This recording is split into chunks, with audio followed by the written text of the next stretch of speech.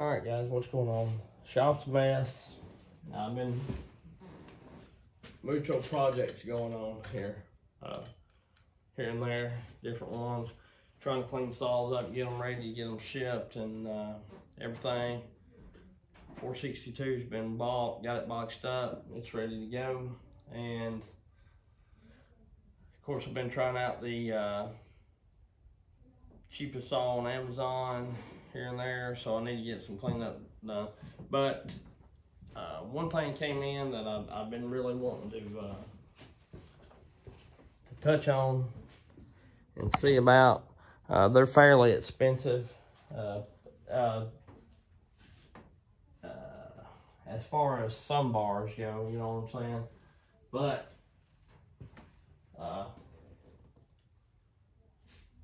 I just want to weigh them up and see if they're lighter. I've heard that they're a little stiffer than the STIHL Light bar, but I want to weigh them up and see if they're lighter.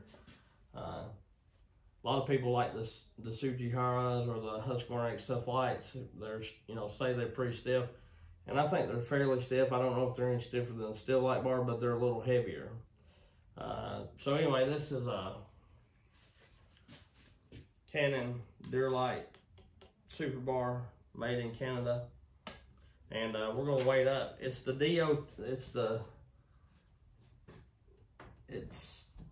steel mount, I'm pretty sure, and it may not be. Thought it said it was DO25, and it is. But the only thing is,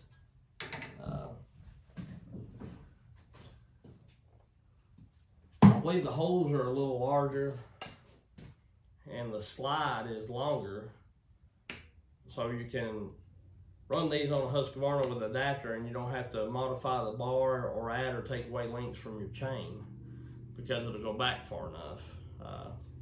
As to where this one I modified, as to where a STIHL Light bar has a short slide, and from time to time, if you run adapters,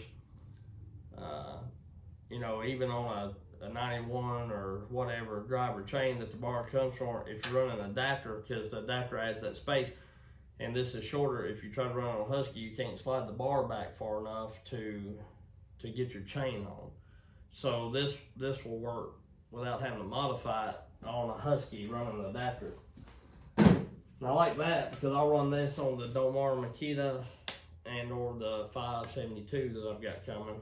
I've got both those saws ordered. I've got the 460 Light coming, and I think that's it. And I still got the 660 coming, of course. The clone Neotech clone saw, or the Pharmatech clone saw pro model, to compare against the Neotech. So we'll see how that works out. But anyway, let's weigh this up, and we'll see about it. It looks like a really good bar. This is a 28-inch bar. It weighs 3.04 pounds, and I got a 28 here. Where's my 28? I know this one's a 28. Yeah, and so this one weighs 2.70.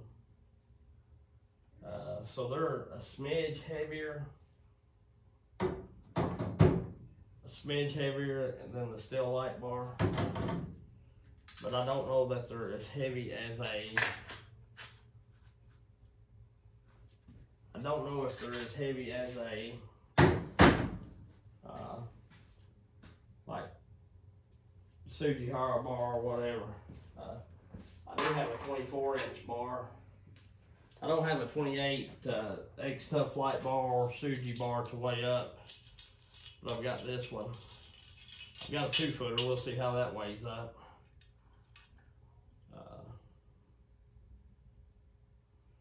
The 2-footer weighs 266. 264.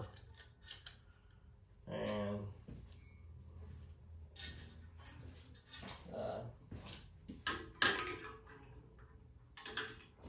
I think I've got some videos on a 28-inch STIHL Light bar. So, and that, like I say, the STIHL weighs 270. So a 28-inch STIHL and a kind of like a Super Bar or whatever, it's pretty close to the same weight. So we'll measure. Well, I had a 32-inch bar, but I've got to put on something. But I've got other videos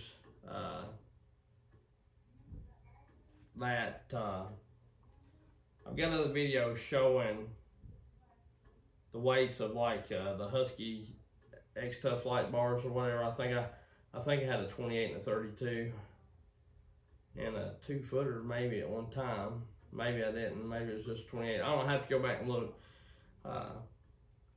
But I've done 28-inch bars before, I know. So I'll have to go back and see what they weigh out. But this ain't terribly heavy. That much heavier, like 0.30 pounds or something like that. It's 304 and that's 270, so not even a half a pound heavier. I mean, it's still a light bar. I don't know if you can tell the weight difference in the feel of it.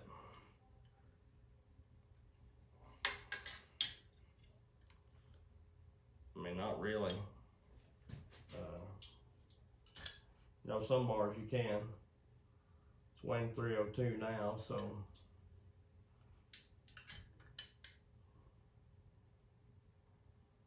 It's 268, so yeah, it's weighing the same. Still like 0.30, but as far as the thickness goes and everything, like I say, I've heard they're a little stiffer. And the long bar, now, I don't know how that'll be, so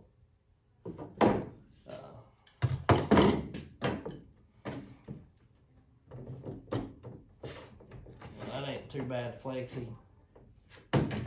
Not as bad as, like I say, the laser and the smurf.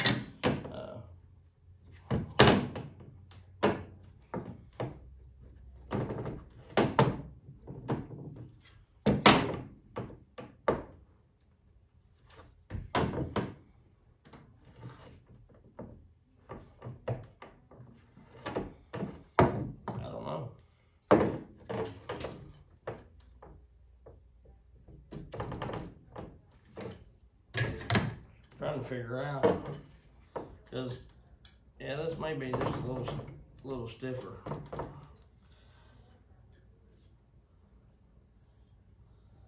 But it's looks like it's kind of running an organ-like style tip, and it's got the aluminum plate all the way through the middle, where I think the STIHL's is just a little wider, but only on one side. This is through the whole center, and then just a little thicker here. So I could see where this could be lighter, maybe a little lighter than the Suji bars or whatever, and a little heavier maybe than the laser or the Samars or whatever, just because it may be a little stiffer, a little thicker bar. Yeah, the rails on this one is a little thicker, like the bar rails and everything. So I'm gonna say this is a little thicker bar. Not by much. And it looks like to me that they ground rivet down smooth in the way the tip comes in. Of course, on the other bars, like I've noticed on some of the bars, like a Forster bar, Platinum Light bars, and even some of the STIHL Lights or whatever, you'll have a little bit of a difference. And this one's, I mean, it's a nice bar. Of course, it costs fairly nice too. I will be drilling the oiler holes and opening it up. It's got the little pin ones, and I'll be getting hung on that. I started up the little Chinese saw, and I need to further test with that. But it started up again, so I mean, it ain't like it was a fluke, you know. It set 2 days after I ran it and started right back up, so I'm pretty tickled with that. It's pretty crazy. So anyway, I just want to get on here and weigh this, and I'll review it a little more as I cut with it. You know, I'll throw it on something and cut with it. I don't know what. I've got my 562 shipped out, and my other saws, I think they're showing that they're going to be in the first of next week, so it may be a little further out. But I really like that they leave the slide long enough that you can, and the holes, I'm pretty sure the holes will fit a Husky cover without having to do a bunch of grinding. Yeah, I know they will, because they're bigger. I had to modify this bar to fit. And these are, so these, you know, it's a steel mount as far as the studs here, but you can run an adapter easy enough. And I'm pretty sure it's a 91 driver chain. So that's handy.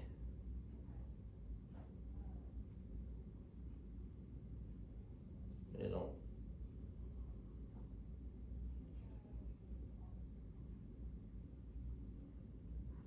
say. But I know when I ordered it said 91. So anyhow, but yeah, I've been wanting to try one of these, and finally got a chance to where I could afford one. And we'll see. I'd like to, you know,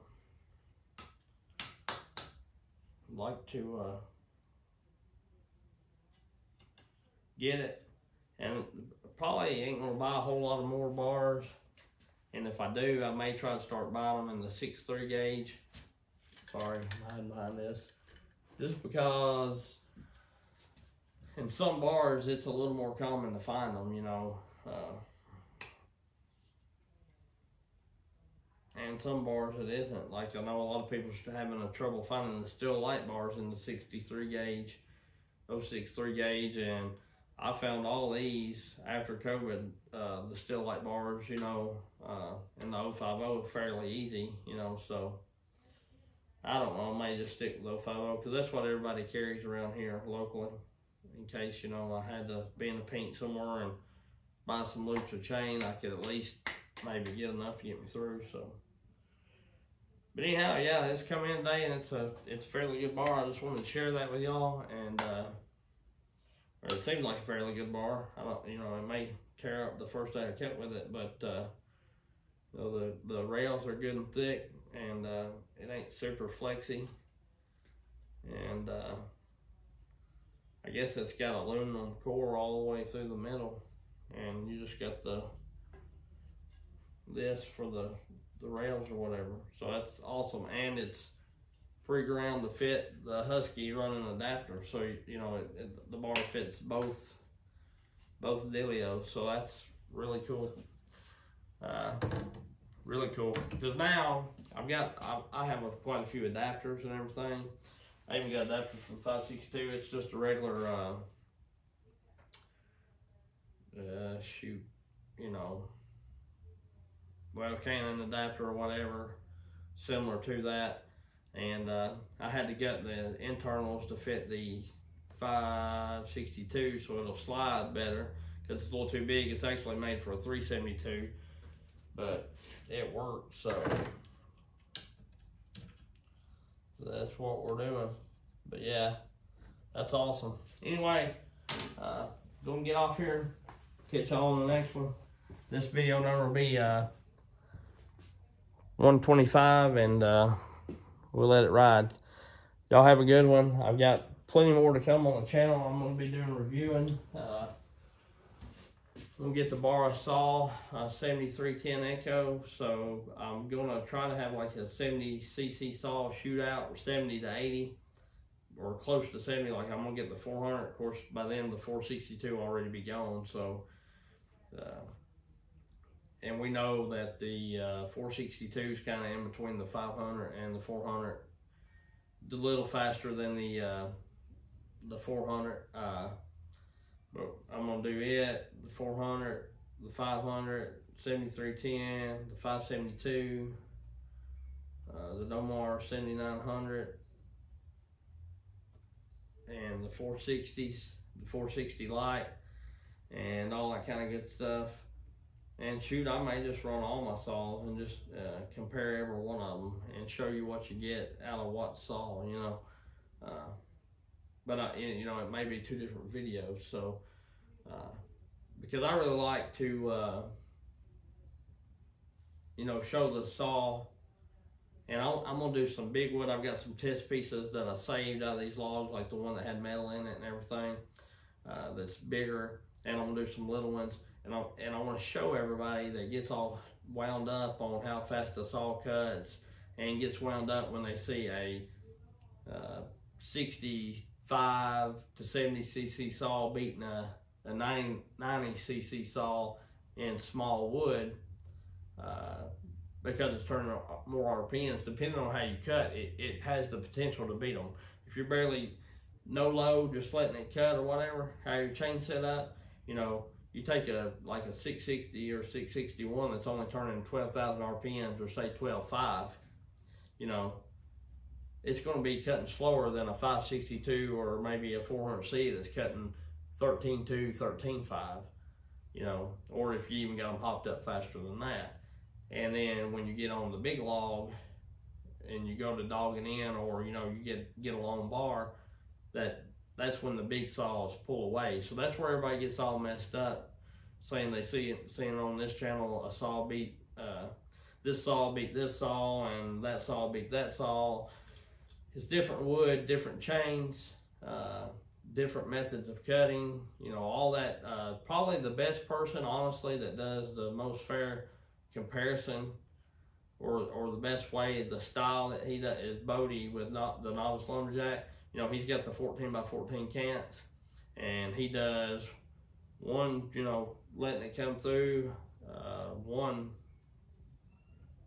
you know, letting it cut, applying a little pressure, and then dogs it in. So, or then he comes back bars it, and he's just pulling up, and the saw's doing the work. So it takes some of the human error out of it, not all of it, because you can always lean on a saw a little harder or a little less. Your most favorite saw, you're going to try.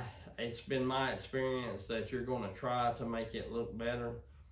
And probably what I'll do when I get these saws back, because really when I tried the 509 and 400 and all that, those saws did beat the Huskies at that time, even when I had the same chain on there. But I might have been pulling up a little harder on the STIHLs or a little harder on the Huskies, trying to get it to, you know, go faster.